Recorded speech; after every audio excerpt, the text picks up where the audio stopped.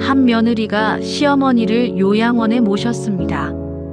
시어머니는 치매가 진행되고 있었고 남편은 장기 해외 파견 중이었습니다. 며느리는 결혼 전부터 직장을 다니고 있었고 어린 자녀 둘을 키우고 있었습니다. 현실적으로 도저히 시어머니를 모실 수 없었습니다. 그런데 남편의 다른 형제들이 화를 냈습니다. 며느리가 어머니를 요양원에 보낸다는 게 말이 되느냐? 당연히 집에 모시고 함께 살아야지. 여러분, 이때 며느리에게 법적으로 시어머니를 모실 의무가 있을까요? 정답은 없습니다. 오늘은 민법이 말하는 가족 부양 의무의 진실, 그리고 며느리 사위의 법적 위치를 정확히 알려드리겠습니다. 우선 법이 무엇이라고 말하는지 정확히 보겠습니다. 민법 제974조 부양의무. 다음의 친족은 서로 부양의 의무가 있다. 첫째, 직계혈족과 그 배우자 간. 둘째, 생계를 같이 하는 그 외의 친족 간. 이 조문이 전부입니다. 여기서 핵심은 직계혈족이라는 단어입니다. 직계혈족이란 나를 기준으로 위아래 수직 관계에 있는 혈연 가족입니다. 위로는 부모, 조부모, 증조부모. 아래로는 자녀, 손자녀, 증손자녀. 그럼 며느리나 사위는 직계혈족일까요? 아닙니다. 며느리는 내 아들의 배우자이고 사위는 내 딸의 배우자입니다. 혈연이 아니라 혼인으로 맺어진 인척입니다. 법률 용어로는 배우자의 직계혈족이라고 합니다. 다시 조문으로 돌아가 보겠습니다. 직계혈족과 그 배우자 간. 이 말은 이렇게 해석됩니다. 나와 내 직계혈족 사이에는 부양 의무가 있다. 그리고 나의 직계혈족과 나의 배우자 사이에도 부양 의무가 있는 것처럼 보입니다. 그런데 과거 판례와 해석은 이렇게 정리합니다. 이 조항은 1차 부양 의무에 해당하지 않습니다. 실제로 생계를 같이 하는 경우, 즉 함께 사는 경우에만 사실상 부양에 협력할 의무가 있다고 봅니다. 따로 살고 있다면 며느리에게는 시어머니에 대한 직접적인 법적 부양 의무가 없습니다. 여기서 한 가지 중요한 개념을 말씀드려야겠습니다. 민법상 부양 의무는 두 가지 종류로 나뉩니다. 1차 부양 의무와 2차 부양 의무. 1차 부양 의무는 생활유지 의무라고도 합니다. 누구와 누구 사이에 적용될까요? 첫째, 부부 사이. 둘째, 미성년 자녀에 대한 부모.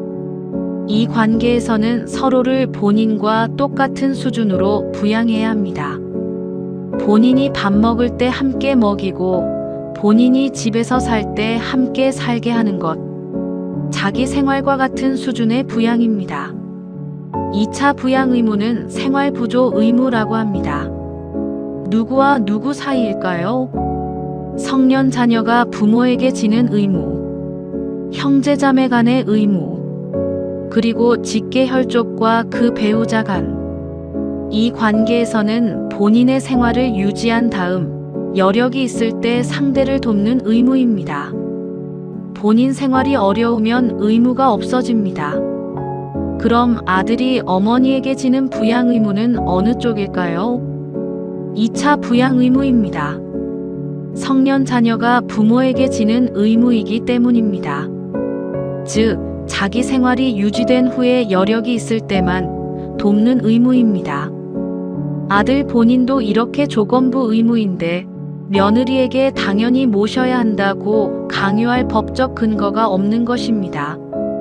이 법리가 실제 가족 분쟁에서 어떻게 나타나는지 살펴보겠습니다. 세 가지 유형을 말씀드리겠습니다. 첫 번째 유형. 시어머니가 편찮으신데 며느리가 모시지 않는다는 이유로 다른 형제들이 원망하는 경우입니다.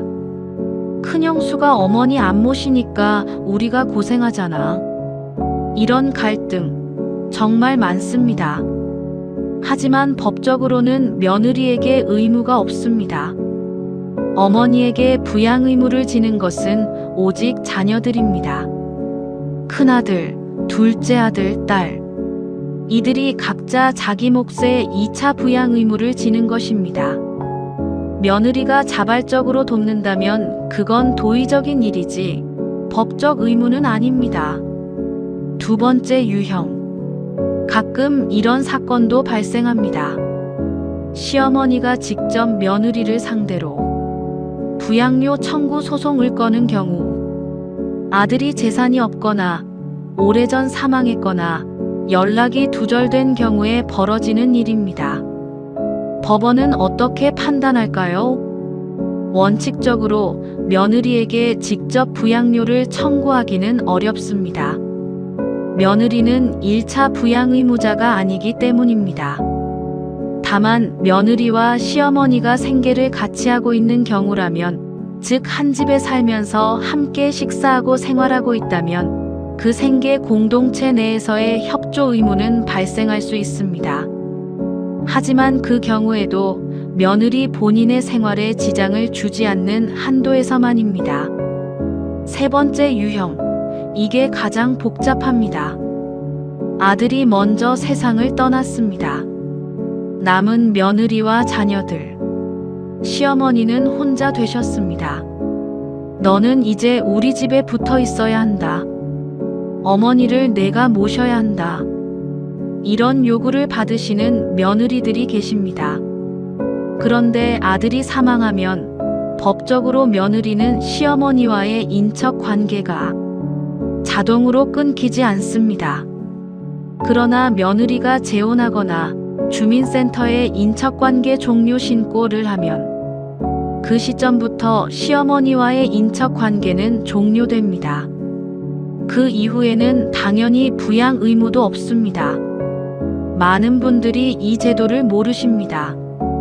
혼자 된 며느리가 시댁의 압박을 받아 힘들어하시는 경우가 많은데, 법은 며느리의 자유로운 선택을 보장하고 있습니다. 그런데 재미있는 점이 있습니다. 며느리가 시어머니를 부양할 법적 의무는 없지만 며느리가 시어머니 재산을 상속받을 수 있는 경우는 있습니다. 그게 바로 대습상속입니다.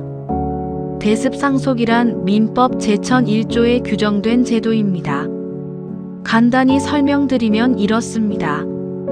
원래 상속받아야 할 사람이 피상속인보다 먼저 사망한 경우 그 사망한 사람의 배우자와 자녀가 사망한 사람 몫을 대신 상속받는 것입니다. 예를 들어보겠습니다. 어머니에게 두 아들이 있었습니다. 큰아들이 교통사고로 먼저 사망했습니다. 큰아들에게는 아내와 자녀가 있었습니다. 몇 년 후 어머니가 돌아가셨습니다.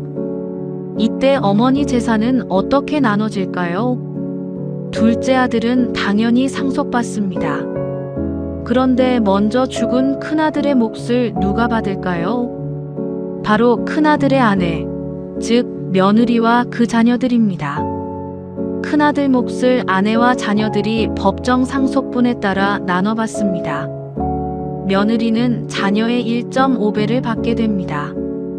이 제도 때문에 가끔 뜻밖의 상황이 벌어집니다. 며느리가 우리 어머니 재산을 상속받는다고 시어머니 모신 적도 없는데? 네, 받을 수 있습니다. 법은 부양 의무와 상속권을 분리해서 보는 것입니다. 그런데 이 대습 상속도 중요한 조건이 있습니다. 며느리가 재혼을 하지 않은 상태여야 한다는 것입니다. 며느리가 재혼을 하면 시어머니 가문과의 인척 관계가 종료되므로 대습 상속권도 함께 사라집니다. 지금까지 법적인 이야기를 했습니다. 그런데 법적으로 의무가 없다는 것과 인간적으로 어떻게 해야 하느냐는 다른 문제입니다. 이 부분도 솔직하게 말씀드리겠습니다. 만약 여러분이 며느리 입장이라면 법적 의무가 없다는 것을 아는 것이 중요합니다. 나는 며느리니까 당연히 해야 한다는 심리적 부담에서 벗어나세요. 자발적으로 돕는 것과 의무로 강제되는 것은 완전히 다릅니다. 남편과 충분히 대화하고 역할을 나누세요. 어머니를 모시는 것은 아들의 몫입니다.